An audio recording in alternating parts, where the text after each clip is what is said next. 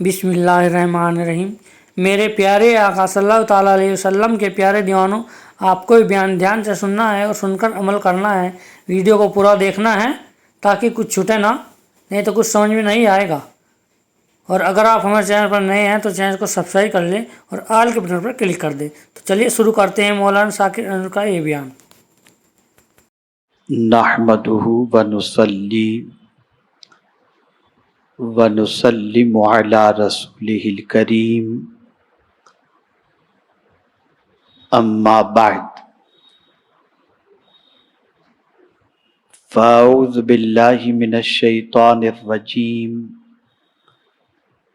بسم اللہ الرحمن الرحیم، ان ھذا لہو البلاء المبین، صدق اللہ العظیم۔ الصلاۃ والسلام علیک یا رسول اللہ، الصلاۃ والسلام علیک یا حبیب اللہ، الصلاۃ والسلام علیک یا نبی اللہ، الصلاۃ والسلام علیک یا نور اللہ، وعلی آلک واصحابک یا حبیب اللہ، صلی اللہ تعالی علیہ وسلم۔ میرے پیارے آقا صلی اللہ تعالی علیہ وسلم کے پیارے دیوانوں، ایک تاریخی واقعے کی یادگار کے طور پر ہم لوگوں نے بغرض عبادت حضرت ابراہیم علیہ الصلاۃ والتسلیم کی سنت پر عمل کرنے کا اظہار بھی کیا اور عمل کر کے اللہ کی بارگاہ سے قرب کی دولت حاصل کرنے کی بھی ہم نے کوشش کی۔ قربانی در حقیقت قرب ربانی کا معاملہ ہے کہ قربانی کے ذریعے بندہ اللہ رب العزت جل جلالہ کا قرب حاصل کرے، اسی نیت سے قربانی کی جاتی ہے۔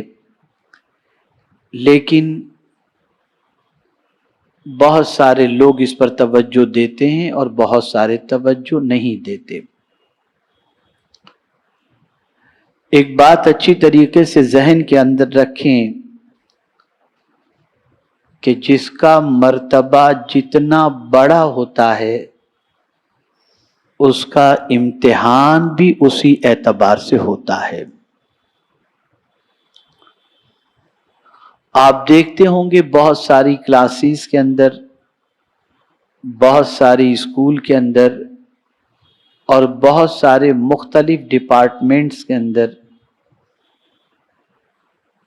سخت ترین مقابلاتی امتحانات ہوتے ہیں، جس میں طلباء کو آرام قربان کرنا پڑتا ہے، مال قربان کرنا پڑتا ہے، اور جب نتیجہ اس کے سامنے آتا ہے تو اس نتیجے سے یہ ظاہر ہوتا ہے کہ اس بندے نے محنت بھی کی ہے اور قربانی بھی دی ہے۔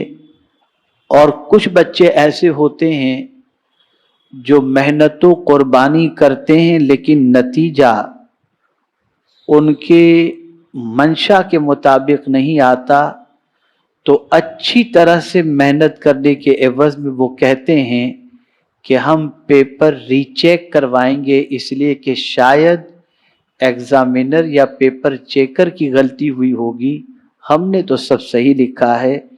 یہ وہی کہہ سکتا ہے جس کو کانفیڈنس ہو اور جس نے امتحان صحیح طور پر دیا ہو۔ دنیا کے امتحان کے معاملات اور قدرت کی طرف سے ہونے والے امتحانات کا معاملہ جدا ہے۔ دو چیزیں زندگی بھر یاد رکھیں، جب کبھی پروردگار جل جلالہ گنہگاروں کا امتحان لیتا ہے اور انہیں کسی مصیبت میں گرفتار کرتا ہے تو مقصد ہوتا ہے اس کے گناہوں کو معاف کرنا اور اس کی خطاؤں کو درگزر کرنا اور اس کی خطاؤں کے لیے ان تکلیفوں کو کفارے سیئات بنانا۔ لیکن اللہ والوں کا اگر امتحان لے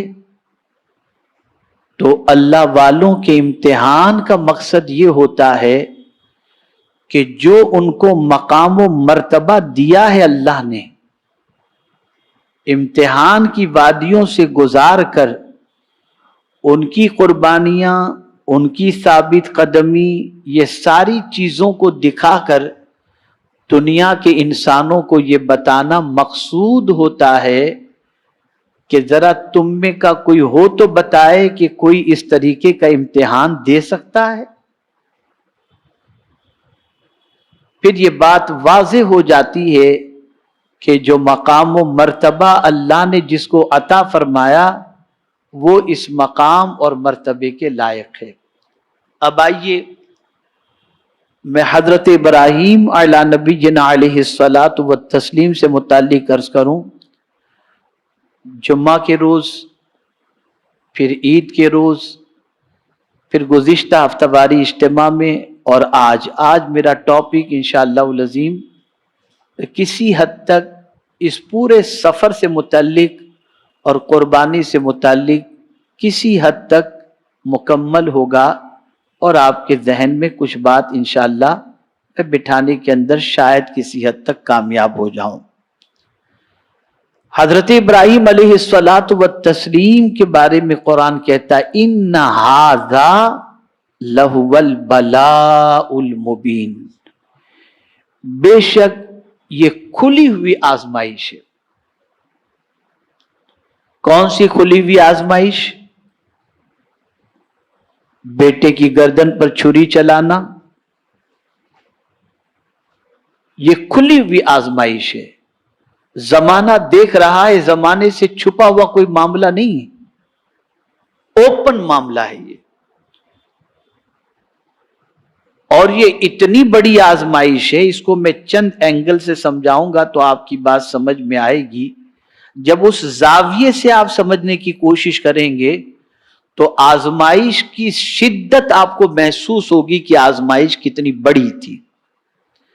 میرے پیارے آقا صلی اللہ تعالی علیہ وسلم کے پیارے دیوانوں، یہ واقعہ مینا کا ہے، اور مکے کی سرزمین پر حضرت ابراہیم علیہ الصلاۃ والتسلیم کا کوئی رشتہ دار، کوئی دوسرا معاون، کوئی دوسرا ایسا شخص جو آپ کے اعزاء اقربا میں سے ہو، رشتہ داروں میں سے ہو، کوئی ایسا شخص نہیں تھا سوائے حضرت ہاجرہ رضی اللہ تعالیٰ۔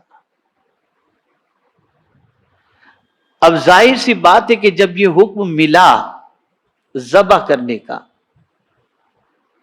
تو عمومی طور پر یہ ہوتا ہے کہ جب کوئی سخت امتحان کا وقت ہوتا ہے تو آدمی کسی سے شیئر کرتا ہے، اور کوئی سامنے والا اسے تسلی دیتا ہے، سامنے والا اسے مشورہ دیتا ہے، سامنے والا اسے گائیڈ کرتا ہے۔ اس طریقے سے کوئی ایسا رشتہ دار ہو جو اس معاملے کے اندر اس کو تسلی دے، اس کو اطمینان دلائے، تو آپ دیکھیں ایسی سچویشن ہے کہ حضرت ابراہیم علیہ الصلاۃ والسلام کو پروردگار نے حکم دیا، اور ایسی جگہ پر حکم دیا جہاں حضرت ابراہیم علیہ الصلاۃ والتسلیم کے اعزاء اقربا میں سے کوئی بھی نہیں تھا۔ دوسری چیز دیکھیں کہ میرے پیارے آقا صلی اللہ تعالی علیہ وسلم کے پیارے دیوانوں، اس عمر میں بچے کو ذبح کرنے کا حکم دیا جس عمر تک بچے سے باپ کے پیار کی شدت بڑھ چکی تھی۔ اکلوتا بیٹا آنکھوں کا تارا ہوا کرتا ہے، ناز و نعم میں پلا کرتا ہے، اور اسے دیکھ دیکھ کر کے باپ کی آنکھوں کو ٹھنڈک پہنچتی ہے کہ ماشاءاللہ میرا بیٹا اتنا بڑا ہو گیا اور یہ بیٹا آگے چل کر کے میرا ساتھ دے گا. تو عمومی طور پر جب بچہ اس عمر کو پہنچ جاتا ہے اور اتنے ایام اتنے سال بچے کے ساتھ جب گزر جاتے ہیں تو تعلق بڑا مضبوط ہو جاتا ہے. پیدا ہوئے بچے کے لیے اگر حکم ہوتا تو ظاہر سی بات ہے کہ وہ اٹیچمنٹ جو 12, 13, 16, 9 سال کی عمر تک کو بچے کے ساتھ رہا وہ اٹیچمنٹ تو نہ ہوتا. جیسے بہت سارے ماں باپ پیدا ہوتے ہی اگر بچے کا انتقال ہو جائے تو انہیں تھوڑا سا صدمہ ضرور رہتا ہے لیکن اتنا صدمہ نہیں ہوتا جو جوان بیٹے کے انتقال پر ہوتا ہے. تو اب یہاں پر آپ دیکھیں کہ حضرت ابراہیم علیہ الصلوۃ والتسلیم کے لخت جگر کی عمر کتنی ہوئی تھی؟ تو قرآن کہتا ہے فلما بلغ معہ السعی، یعنی اس عمر کو پہنچ چکے تھے جو ساتھ میں سپورٹ کرنے والے تھے، ساتھ میں کام کاج کے اندر دوڑنے والے تھے. اس عمر کو جب پہنچ گئے میرے پیارے آقا صلی اللہ تعالی علیہ وسلم کے پیارے دیوانوں اسٹیپ بائی اسٹیپ سمجھتے چلیں تاکہ آپ کو پتا چلے گا کہ امتحان کتنا سخت تھا. اسی طریقے سے اکلوتا بیٹا، کوئی دوسرا بیٹا بھی نہیں تھا کہ چلو اس کے بعد دوسرا بیٹا ہے اس سے دل بہلائیں گے. اور اکلوتے بیٹے کے سلسلے میں ماں باپ کتنے کیئرفل ہوتے ہیں اور کتنے جتن سے اسے پالتے ہیں یہ تو وہی جانتے ہیں جن کا اکلوتا بیٹا ہو. رات تو دن اس کی فکر ستاتی ہے. لیکن اللہ اکبر، حضرت ابراہیم علیہ الصلوۃ والتسلیم کو اکلوتے بیٹے کی قربانی کا اللہ کی طرف سے حکم ہوا. میرے پیارے آقا صلی اللہ تعالی علیہ وسلم کے پیارے دیوانوں، اسی کے ساتھ ساتھ ایسا ہو نا کہ بچہ ایب نارمل ہو تو ماں باپ کا معاملہ یہ ہوتا ہے کہ کب تک اس بچے کو جھیلیں گے. تو بعض ماں باپ ہی بزرگوں سے دعا کرواتے ہیں کہ دعا کریں کہ بس اب اللہ جو اس کے حق میں بہتر ہو وہ اللہ فرما دے. یہ نہیں کہتے کہ مر جائے، لیکن یہ ضرور کہتے ہیں کہ اب اس کی تکلیف نہیں دیکھی جاتی تو دعا کر دیں کہ اللہ اس کے حق میں جو بہتر ہو وہ کر دے. لیکن خدا کی قسم جب میں قرآن کے اس انداز کو دیکھتا ہوں تو میری عقل دنگ رہ جاتی ہے کہ حضرت ابراہیم کو اللہ نے جس بیٹے کی بشارت دی تھی وہ ایب نارمل بچہ نہیں تھا. فبشرناہ بغلام حلیم فرمایا تھا کہ ایسا بیٹا جو بردبار، یعنی صاحب عقل بچہ. آپ ذرا سوچو، ایک تو بیٹا، پھر اکلوتا بیٹا، پھر اس عمر تک پہنچ گیا اور پھر اس کے بعد اس بچے کی صفت بھی اللہ نے بیان فرمائی کہ وہ بردبار بچہ ہے. اب آپ سوچیں ایسے بچے کو جب ذبح کرنے کا حکم دیا جائے اس سے بڑا امتحان کیا ہو سکتا ہے؟ اس سے بڑا امتحان کیا ہو سکتا ہے؟ میرے پیارے آقا صلی اللہ تعالی علیہ وسلم کے پیارے دیوانوں، یہاں ایک بات اچھی طریقے سے ہر ایک ذہن میں رکھے. اس دنیا میں کوئی امتحان کے بغیر جی ہی نہیں سکتا. ہر صاحب ایمان کا امتحان رب قدیر جل جلالہ لے گا اور ضرور لے گا.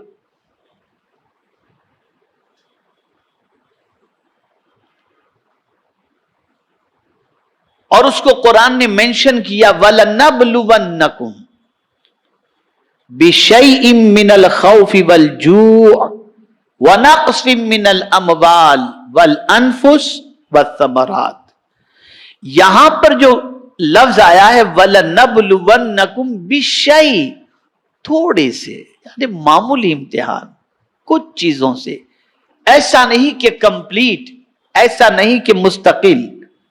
تھوڑے سے خوف سے اللہ آزمائے گا، تھوڑی سی بھوک سے اللہ آزمائے گا، थोड़ी सी जान की बीमारी से अल्लाह आजमाएगा, थोड़ी सी औलाद की आजमाइश अल्लाह ताला तुमसे तुम्हारी आजमाइश करेगा, लेकिन वो थोड़ी थोड़ी होगी, पीछे इम, बहुत ज्यादा नहीं, थोड़ी सी। यहां मैं आपको बताऊं कि जब आम मुसलमान की अल्लाह ताला इन थोड़ी थोड़ी चीजों के जरिए इम्तिहान ले, तो उस इम्तिहान में सब्र करने वाले की फजीलत कुरान बयान करता है, वबश्शिरी साबिरीन, खुशखबरी हो सब्र करने वाले के लिए। तो जब थोड़ी इम्तिहान में सब्र करने वाले के लिए खुशखबरी हो, तो इतने बड़े इम्तिहान में आने वाले के लिए अल्लाह की तरफ से कितनी खुशखबरी होगी। मेरे प्यारे आका सल्लल्लाहु ताला अलैहि वसल्लम के प्यारे दीवानों, आजमाइश इंसान के मर्तबे के एतबार से अल्लाह अज़्ज़ व जल लेता है। खास तौर पर कुरान मुकद्दस में जिन चीजों के जरिए इम्तिहान की बात आई, उनमें दो चीजें हैं, लतुबलउन्न फी अम्वालिकुम व अनफुसिकुम, तुम्हारे मालों और तुम्हारे जानों, ये दोनों की आजमाइश होगी। माल छीन कर अल्लाह तुम्हें आजमाएगा और तुम्हारी जान को किसी परेशानी में गिरफ्तार करके तुम्हारी आजमाइश अल्लाह अज़्ज़ व जल्ल जरूर लेगा। मेरे प्यारे आका सल्लल्लाहु ताला अलैहि वसल्लम के प्यारे दीवानों, अब आप समझें, जैसा कि मैंने इब्तिदा में अर्ज किया कि जैसा मकाम होगा उसी के मुताबिक इम्तिहान होगा, जैसा मकाम होगा उसी के मुताबिक आजमाइश होगी। इसको मैं थोड़ा सा खोलूंगा थोड़ा आगे जाकर, लेकिन मैं रसूल आजम सल्लल्लाहु अलैहि वसल्लम की एक हदीस मुबारका जो तिरमिजी और इब्ने माजा में हजरत साद रदी अल्लाह तआला अन्हु ने रिवायत की है, उन्होंने जो बयान किया वो मैं आपके सामने अर्ज करता हूं। हजरत साद रदी अल्लाह तआला अन्हु ने रसूल आजम सल्लल्लाहु अलैहि वसल्लम से अर्ज किया, या रसूल अल्लाह सल्लल्लाहु तआला अलैहि वसल्लम, अय्युन नास अशद्दु बलान, या रसूल अल्लाह सल्लल्लाहु अलैहि वसल्लम, लोगों में शदीद तरीन आजमाइश किसकी होती है? लोगों में शदीद तरीन आजमाइश किसकी होती है? तो हुजूर सल्लल्लाहु अलैहि वसल्लम ने इरशाद फरमाया, अल अंबिया सुम्मस सालिहून सुम्मल अमसलु फल अमसलु मिनन नास।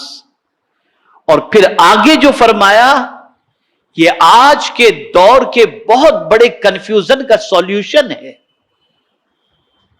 और आज के दौर में जो मुसलमानों के जहन में ये सवाल उठ रहा है, उस सवाल का जवाब पैगंबर रहमत सल्लल्लाहु अलैहि वसल्लम ने 1400 साल 1450 साल पहले अता फरमा दिया। इरशाद फरमाया, युबतलर रजुल अला हसब दीनिही फइन कान फी दीनिही सलाबा ज़ीद फी बलाइही वइन कान फी दीनिही रिक़तुन खुफ़िफ़ अन्हु वमा यज़ालुल बलाउ बिल अब्द हत्ता यमशी अला ज़हरिल अर्द लैसा अलैहि खतीआ। आकाए करीम सल्लल्लाहु अलैहि वसल्लम से हजरत साद रज़ी अल्लाह तआला अन्हु ने क्या सवाल किया था? लोगों में सबसे ज्यादा आजमाइश किन की होती है? तो आकाए करीम सल्लल्लाहु अलैहि वसल्लम ने सबसे पहले जिनका जिक्र किया वो है अंबियाए किराम। सबसे सख्त इम्तिहान अंबियाए किराम अलैहिमुस्सलातु व तस्लीम का होता है। आप पूरे अंबियाए किराम की जिंदगी का जायजा ले लें, हजरत आदम अलैहिस्सलातु व तस्लीम से लेकर मदीने के ताजदार अरवाहुना फिदाहु सल्लल्लाहु ताला अलैहि वसल्लम तक आपको कोई भी नबी ऐसे नहीं मिलेंगे जो सख्त इम्तिहान की वादियों से न गुजरे हों और सख्त इब्तिला से न गुजरे हों। अब ये इब्तिला और आजमाइश से उनको गुजारने की वजह क्या होती है? वजह ये होती है کہ دنیا کے سامنے ان کے مقام کو آشکار کیا جائے کہ اتنی مصیبتوں کے باوجود بھی وہ میری محبت کا دامن چھوڑ نہیں رہے، میرا دامن محبت نہیں چھوڑ رہے۔ میں آپ کو صرف رسول اعظم صلی اللہ علیہ وسلم کی ایک حدیث مبارکہ آپ کی سماعتوں کے حوالے کروں تاکہ آپ اس کو سمجھ سکیں۔ طائف میں جب آقا کریم صلی اللہ علیہ وسلم کو زخموں سے نڈھال کیا گیا اور آپ کی نالین جب خون سے تر ہو گئی تو میرے آقا صلی اللہ علیہ وسلم نے اللہ کی بارگاہ میں دعا کی۔ کیا دعا کی؟ اے اللہ تو نے مجھے کن لوگوں کے حوالے کر دیا ہے؟ اور پھر اس کے بعد ان تکلیفوں کے بارے میں نہیں کہتے مولا میں تیرا حبیب ہوں اور مجھے یہ تکلیف، میں آخری نبی ہوں اور مجھے یہ تکلیف، یہ نہیں کہتے۔ خدا کی قسم جملہ دعا کا جس کا مفہوم میں آپ کے سامنے پیش کرتا ہوں، آپ سنیں گے تو آپ کی عقل دنگ رہ جائے گی۔ عرض کرتے ہیں اے اللہ اگر تو مجھ سے ناراض نہیں ہے تو میرے لیے یہ تکلیف کوئی حیثیت نہیں رکھتی، بس تو مجھ سے ناراض مت ہو۔ آپ اندازہ لگائیں آقا کریم صلی اللہ تعالی علیہ وسلم اتنی تکلیفوں کے باوجود رب کی بارگاہ کے اندر اس کی رضا کے طالب ہیں، اس کی خوشنودی کے طالب ہیں۔ تو سرکار صلی اللہ علیہ وسلم فرماتے انبیاء کرام کی آزمائش آپ دیکھ لیں، حضرت ایوب علیہ السلام کی آزمائش، حضرت موسیٰ علیہ السلام کی آزمائش، حضرت یونس علیہ السلام کی آزمائش، حضرت نوح علیہ السلام کی آزمائش، سارے انبیاء کی زندگی کا جائزہ لیں تو ہر نبی امتحان کی وادیوں سے گزرتے ہوئے نظر آتے ہیں، اور رسول اعظم صلی اللہ علیہ وسلم فرماتے ہیں کہ سب سے زیادہ جن لوگوں کی آزمائش ہوتی ہے وہ انبیاء کرام علیہ السلام۔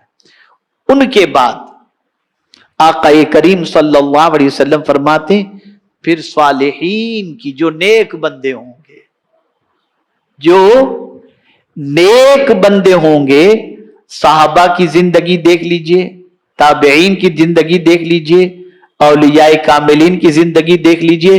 ارے جس ملک میں رہتے ہیں اس ملک کے بادشاہ سلطان الہند کی زندگی دیکھ لیجئے تو آزمائش ہی آزمائش نظر آتی ہے، اور جس امام حسین نے دین کو زندہ کیا ان کی زندگی دیکھی آزمائش سے بھری ہوئی نظر آتی ہے۔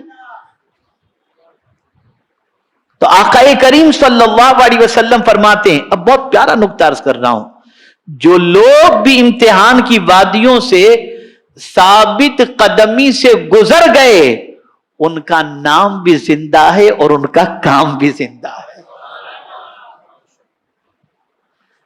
مٹانے والے تو مٹ گئے، نام نہیں مٹا، اس لیے کہ وہ امتحان میں کامیاب ہوئے۔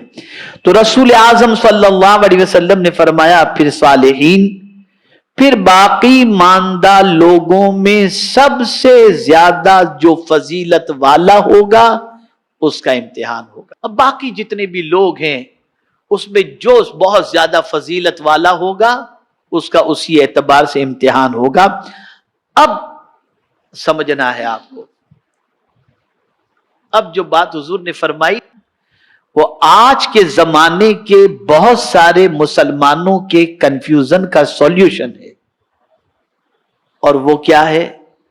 آج کا مسلمان کہتا ہے جب سے نماز پڑھنے لگا ہوں معاذ اللہ بڑی پریشانیاں آ رہی ہیں، جب سے حلال کاروبار کرنے لگا ہوں بڑی پریشانی آ رہی ہے، جب سے چہرے پہ سنت سجا لیا ہوں بڑی پریشانی آ رہی ہے۔ یار وہ لوگ دیکھیے جو برا کام کر رہے ہیں انہیں کوئی تکلیف نہیں، کوئی پریشانی نہیں۔ تو اب اس کا جواب دیکھیے، قربان جائیے میرے آقا صلی اللہ علیہ وسلم کی عظمت پر۔ اب اس کے بعد حضور صلی اللہ علیہ وسلم فرماتے ہیں آدمی کی آزمائش اس کے دین کے بقدر ہوتی ہے، اور فرمایا حضور صلی اللہ علیہ وسلم نے اگر اس کے دین میں مضبوطی ہو تو اس کی آزمائش میں اللہ اضافہ فرما دیتا ہے۔ آپ جتنا دین کے اندر اسٹرانگ ہوتے جائیں گے آپ کا امتحان اتنا ہی سخت ہوتا چلا جائے گا۔ जितना दीन में स्ट्रांग होंगे उतना इम्तिहान सख्त होगा। तो क्या ये इम्तिहान के जरिए अल्लाह रब्बुल इज्जत जल्ल जलालहू हमारी पोजीशन, हमारा हौसला या हमारी कैफियत को मादल्ला डाउन करना मकसूद है? नहीं। दीन में जितने स्ट्रांग होंगे उतना सख्त इम्तिहान होगा। उसकी वजह अल्लाह के रसूल सल्लल्लाहु अलैहि वसल्लम ने इरशाद फरमाई। फिर आगे फरमाया, इम्तिहान जो दूसरों का नहीं होता ना, बहुत सारे हराम कारोबार करते नहीं होता, तो सरकार फरमाते और अगर उसकी दीनी हालत पतली हो तो उसकी आजमाइश में तखफीफ की जाती है। यानी जो दीन के अंदर स्ट्रांग नहीं, उसकी कोई आजमाइश भी नहीं होती, मामूली आजमाइश, कुछ भी नहीं। जो दीन में स्ट्रांग नहीं है उसकी आजमाइश भी नहीं होती। बंदा आजमाइश में मुब्तला रहता है। अब आप सुनिए फायदा आजमाइश का। आजमाइश का फायदा क्या है? हुजूर सल्लल्लाहु अलैहि वसल्लम फरमाते हैं, बंदा आजमाइश में मुब्तला रहता है यहां तक कि वो इस हालत में जमीन पर चलता है कि उसके जिम्मे कोई गुनाह नहीं रहता। यानी उस आजमाइश के जरिए अल्लाह उसको गुनाहों से पाक कर देता है, और जब वो इस दुनिया से जाता है तो जन्नत का हकदार बन जाया करता है। तो आदमी जितना दीन में स्ट्रांग होगा, इम्तिहान क्या, हलाल तलाश करने जाएगा तो थोड़ा सा मिलेगा।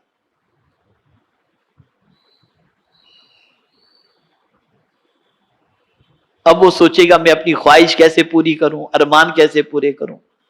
तो इम्तिहान होता रहेगा, बीमारियां आएंगी, तकालीफ आएंगी। देखें बंदा हलाल की तरफ बढ़ रहा है या हराम की तरफ। और कुछ लोग होते हैं जिनको कोई परवाह नहीं होती, बिस्मिल्लाह पढ़ के कुछ भी खा लो, जैसा माहौल आजकल आप देख रहे हैं, तो उनको कोई इम्तिहान नहीं होता। माल बढ़ता जाता है, काम बढ़ता जाता है, सारी चीजें होती जाती हैं। तो अल्लाह रहम करम फरमाए, ऐसों को जब देखो, याद रखना, ऐसों को जब देखो कि गुनाह करने के बावजूद उन्हें कोई तकलीफ भी नहीं आ रही और गुनाह करने के बावजूद उनकी आसाइश में कोई खलल भी नहीं पड़ता, तो हुजूर सल्लल्लाहु अलैहि वसल्लम ने फरमाया अल्लाह की पनाह मांगो कि अल्लाह उन्हें ढील दे रहा है, और जब उनकी पकड़ करेगा तो दुनिया की कोई ताकत उनको बचा नहीं सके। तो जब हम और आप अल्लाह की तौफीक से दीन के रास्ते के मुसाफिर बनेंगे तो हमें इम्तिहान की वादियों से गुजरना पड़ेगा, तकालीफ की वादियों से गुजरना पड़ेगा। और तकलीफों को आसान करने वाला एक नुस्खा बता दूं, जब तकलीफ आए तो उसे भी नबी की सुन्नत समझकर कबूल कर लो, हर तकलीफ का मजा ही जुदा होगा। मैं उसको एक मिसाल के जरिए समझाता हूं। अभी मैं और बुलबुल बाग़े मदीना कमोबेश 1 महीने पहले बरतानिया के दौरे पर थे। तो सुन्नी दावत इस्लामी का जहां सालाना मरकजी इज्तिमा होता है, वहां की जो मस्जिद नूर, वहां मैं जुम्मा पढ़ाने के लिए पहुंचा। तो हमारे एक बहुत पुराने साथी, यानी मैं बरतानिया जब पहली बार गया था तो जिनके घर मेरा कयाम था, इस्माइल बगस, उनके घर पर मेरा कयाम था। तो वो मस्जिद में एंटर हुए तो बैसाखी के सहारे एंटर हुए। तो इस वक्त प्रेस्टन के अंदर जहां बरतानिया में मेरा कयाम होता है, अब्दुल्ला पटेल, उन्होंने मुझसे कहा कि हजरत इस्माइल भाई जरा उनसे मिल लीजिएगा, उनकी तबीयत 1 महीने तक बहुत खराब रही थी। मैंने कहा ठीक है। मैं गया और मैंने मुलाकात की उनसे, मैंने तबीयत पूछी। अब देखिए जवाब उनका, अब जवाब सुनिए। मैं कहा कैसी तबीयत है आपकी? तो कहने लगे सरकार सल्लल्लाहु अलैहि वसल्लम के दीदार का वक्त तो आ गया था, मैंने समझा, लेकिन फिर मौत नहीं आई और अल्लाह ने मुझे सेहत अता फरमा दी। एक अजीब सी मेरे दिल की कैफियत बनी कि इनके कहने का मकसद यह है कि मेरी मौत वाक़ई हो जाती तो कब्र में हुजूर का दीदार नसीब हो जाता। تو میں نے تو یہ سوچ لیا تھا کہ اب موت آئے گی اور حضور کا دیدار نصیب ہوگا، لیکن مجھے موت واقع نہیں ہوئی۔ اب آپ دیکھیں کہ جب تصور موت کے بارے میں انسان ایسا بنا لے کہ قبر میں حضور کی زیارت نصیب ہوگی، تو اس تصور سے مرنا بھی آسان لگ جاتا ہے۔ ایسے ہی جب مصیبت کے بارے میں آدمی یہ سوچ لے کہ یہ مصطفیٰ پیارے کی سنت مبارکہ ہے، تو ہر مصیبت بھی ہمارے لیے آسان نظر آئے۔ اور یہی وجہ ہے کہ صوفیاء کرام کی سوچ، دیکھیے ساری باتیں میں جو کہہ رہا ہوں نا، یہ میرے لیے بھی کہنا آسان ہے اور آپ کے لیے سننا بھی آسان ہے، لیکن پریکٹیکل اتنا آسان نہیں ہے۔ یہ تو آسان اللہ جس کے لیے بنا دے اسی کے لیے یہ آسان چیز ہے، ورنہ مصیبت ایسی چیز ہے کہ بھلوں کی حالت اور طاقتوروں کی حالت پتلی ہو جاتی ہے۔ ہمیں کوشش کرنی چاہیے اور ہمیں اس سوچ کی طرف قدم بڑھانے کی جو ہے کوشش کرنی چاہیے۔ تو میرے پیارے آقا صلی اللہ علیہ وسلم کے پیارے دیوانوں، اب آپ دیکھیں قرآن کا انداز۔ آقا کریم صلی اللہ علیہ وسلم نے مصیبت کا فائدہ بتا دیا، اور وہ کیا ہے مصیبت کا فائدہ؟ کہ مصیبتوں کو برداشت کرتے کرتے کرتے بندہ زمین پر اس حال میں ہو جاتا ہے کہ وہ چلتا ہے تو اس کے جسم پر کوئی گناہ ہوتا ہی نہیں ہے۔ مصیبت کے ذریعے اللہ اس کے گناہوں کو معاف فرما دیتا ہے، گناہوں سے پاک فرما دیتا ہے۔ اب آپ آگے دیکھیں، وَفَدَيْنَاهُ بِذِبْحٍ عَظِيمٍ، اور ہم نے اس کے فدیے میں بہت بڑا ذبیحہ دیا۔ میرے پیارے آقا صلی اللہ تعالی علیہ وسلم کے پیارے دیوانوں، یہاں ایک چیز میں آپ کو عرض کروں، بہت اہم نقطہ عرض کر رہا ہوں۔ اللہ رب العزت جل جلالہ کے لیے کوئی چیز مشکل نہیں ہے۔ حضرت جبریل امین علیہ الصلاۃ والتسلیم سدرۃ المنتہا پر ہیں، حضرت ابراہیم علیہ السلام منا میں ہیں، چھری ہاتھ میں ہے، حضرت اسماعیل چھری کے نیچے ہیں، اور سدرۃ المنتہا سے جبریل امین چلے جنت کے مینڈے کو لے کر۔ آپ سوچو، وہاں سے چلے، چھری ان کے حلق پر چلنے کی بجائے مینڈے کے حلق پر چل گئی، کیسی رفتار رہی ہوگی؟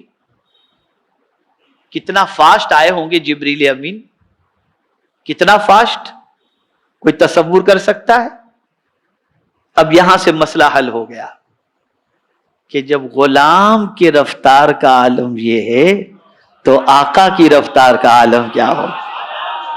جب پلک کے جھپکتے غلام سدرۃ المنتہا سے یہاں تک پہنچ سکتا ہے تو مدینے کے تاجدار صلی اللہ علیہ وسلم بھی پلک کے جھپکتے لامکاں کی سیر کر کے آ سکتے ہیں۔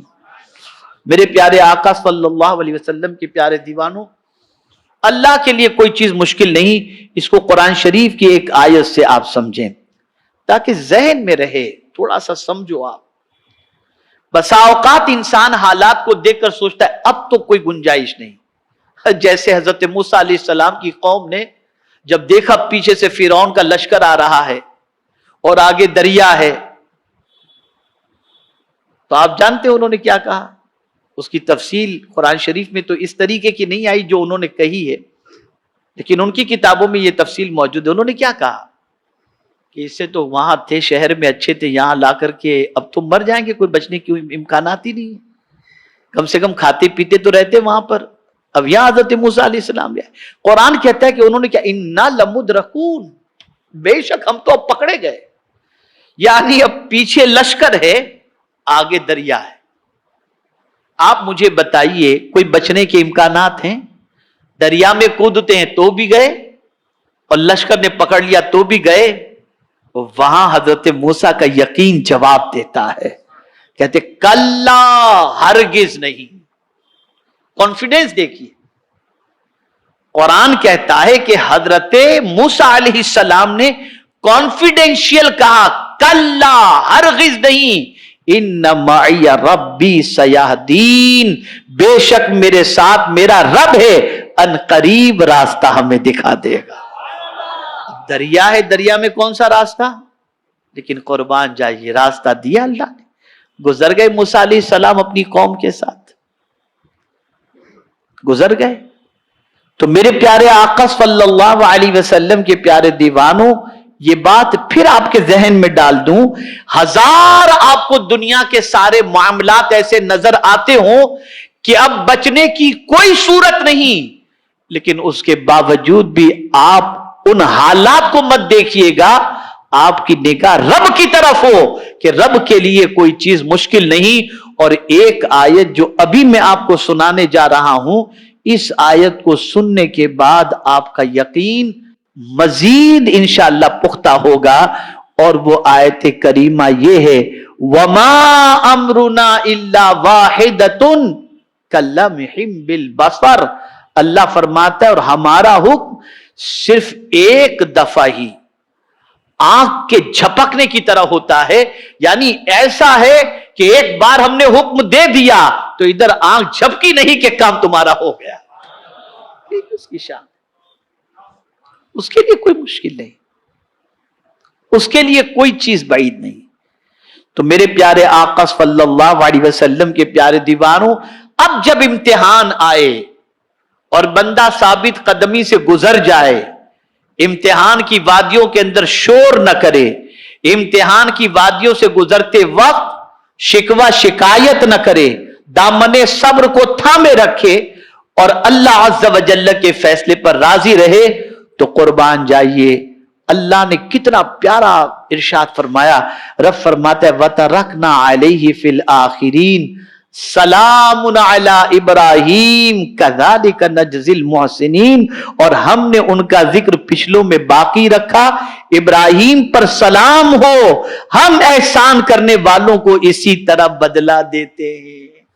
यानी जो हमारे हुक्म के सामने सरेंडर हो जाए और हमारे इम्तिहान से भागे नहीं और हमारे इम्तिहान में गिरफ्तार होकर साबित कदम रहे, तो फिर हम उसका नाम भी जिंदा रखते हैं और उसका काम भी जिंदा रखते हैं। मेरे प्यारे आका सल्लल्लाहु ताला अलैहि वसल्लम के प्यारे दीवानों, ये मुख्तसर इब्तिला के बारे में, चूंकि अंबियाए किराम अलैहिमुस्सलातु व तस्लीम की इब्तिला के अंदर यूं तो रसूल आजम सल्लल्लाहु ताला अलैहि वसल्लम सबसे ज्यादा इम्तिहान की वादियों से गुजरे हैं, लेकिन हजरत इब्राहीम अलैहिस्सलातु व तस्लीम की इब्तिला का जिक्र, चूंकि आप कुर्बानी के अभी फरीजे के अंजाम देने से गुजरे हैं, तो मैंने वो जिक्र थोड़ा सा आपके सामने कर दिया। मेरे प्यारे आका सल्लल्लाहु अलैहि वसल्लम के प्यारे दीवानों, अब इसको यूं समझें कि पाप करने वाले का इम्तिहान न हो और मजे से जिंदगी गुजार रहे हों, तो समझ लेना कि उनके दीन में कमी है। और अगर आप नेकी कर रहे हैं और आपका इम्तिहान हो रहा है, तो जैसे जैसे सख्त इम्तिहान होता जाए और आप उसके अंदर साबित कदम रहते जाएं, तो ये समझ लें कि अल्लाह रब्बुल इज्जत जल्ल जलालहू आपका इम्तिहान ले रहा है और दीन की रमक आपकी जिंदगी के अंदर बाकी है। और अब नतीजा बहुत अच्छी तरीके से वाजे करके कुरान की आयत की रोशनी में समझा दूं, हर एक को हर चीज नहीं मिला करती। वमा युलक्काहा इल्लल्लज़ीना सबरू वमा युलक्काहा इल्ला ज़ू हज़्ज़िन अज़ीम। ये नेमतें, ये कामयाबियां, ये खुशियां अल्लाह उनको अता फरमाता है जो सब्र करते हैं या किस्मत वाले हैं। तो जो मुसीबत पर सब्र करता है उसको क्या मिलता है? क्या मिलता है? अल्लाह मिल जाता है। क्या मिलता है? इन्नल्लाह मअस साबिरीन, उसे अल्लाह मिल जाता है। तो ऐ रसूल गिरामी वकार सल्लल्लाहु ताला अलैहि वसल्लम के प्यारे दीवानों, ये बात अच्छी तरीके से जहन के अंदर महफूज कर लें। इतना सख्त इम्तिहान कि बे आबो गया वादी के अंदर बच्चे को छोड़ने के लिए हुक्म दिया गया, फिर उसके बाद जो है आग में डालने का मामला आया, फिर उसके बाद हिजरत का मामला आया, फिर उसके बाद आप जो है बच्चे को ज़बा करने के लिए तैयार हुए। ये सारे इम्तिहान जो है वइज़ इब्तला इब्राहीम रब्बुहु बिकलिमातिन फ़अतम्महुन्ना, قال انی جاعلک للناس اماما. آپ اندازہ لگائیں یہ سارا مرتبہ حضرت ابراہیم خلیل اللہ علیہ الصلاۃ والتسلیم کو اللہ نے عطا فرمایا تو ابتلا کی وادیوں سے گزار کر. زندگی میں کبھی امتحان آئے، کس چیز کا امتحان؟ سنتے جائیے. بیماری کا امتحان، تنگ دستی کا امتحان، اور ایک امتحان تو تقریباً انبیاء کرام علیہم الصلاۃ والسلام کے ساتھ ہوا، اولیاء کرام کے ساتھ ہوا، صحابہ کرام کے ساتھ ہوا، اور وہ امتحان جو سب سے بڑا ہوتا ہے وہ اولاد کا امتحان ہوتا ہے. آدمی وہاں ٹوٹ جاتا ہے. لیکن حضرت آدم سے لے کر مدینے کے تاجدار صلی اللہ تعالی علیہ وسلم تک دیکھیں تو سب کا امتحان اولاد کے ذریعے سخت ترین ہوا، لیکن اللہ نے ہر ایک کو کامیابی عطا فرمائی. تو پھر آپ کبھی اولاد کے معاملے میں دیکھیں گے، بیماری کے معاملے میں دیکھیں گے، تنگ دستی کے معاملے میں دیکھیں گے، ان ساری چیزوں کے اندر امتحان ہوگا. تو ایسے میں اللہ کی بارگاہ سے مدد طلب کریں، استقامت کی بھیک مانگیں، اور اللہ عز و جل کی بارگاہ میں یہ دعا کرتے رہیں کہ اللہ عز و جل ثابت قدمی کے ساتھ امتحان سے گزار بھی دے، اور رب قدیر ایسے ہر کام سے بچنے کی توفیق عطا فرمائے جس کام کی وجہ سے دنیا اور آخرت دونوں تباہ ہو جائے. اللہ رب العزت جل جلالہ آقا کریم رؤوف الرحیم علیہ تحیت و تسلیم کے صدقہ و طفیل مجھے، آپ کو، سب کو اللہ عز و جل اور اس کے رسول صلی اللہ علیہ وسلم کے ارشادات پر عمل کی توفیق نصیب فرمائے.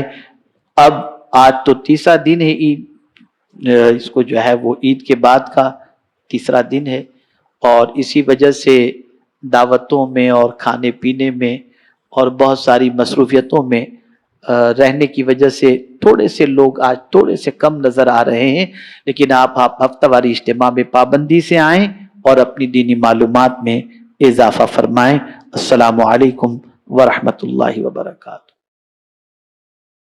میرے پیارے آقا صلی اللہ تعالیٰ علیہ وسلم کے پیارے دیوانوں، امید ہے آپ کو یہ بیان پسند آیا ہوگا. تو ویڈیو کو لائک کریں اور اپنے دوستوں میں، رشتہ داروں میں شیئر ضرور کریں تاکہ آپ کے عمل میں اضافہ ہو سکے اور شعبہ دار حاصل کر سکے. اگر آپ ہمارے چینل پر نئے ہیں تو چینل کو سبسکرائب کر لیں اور آل کے بٹن پر کلک کر دیں. السلام علیکم ورحمۃ اللہ وبرکاتہ.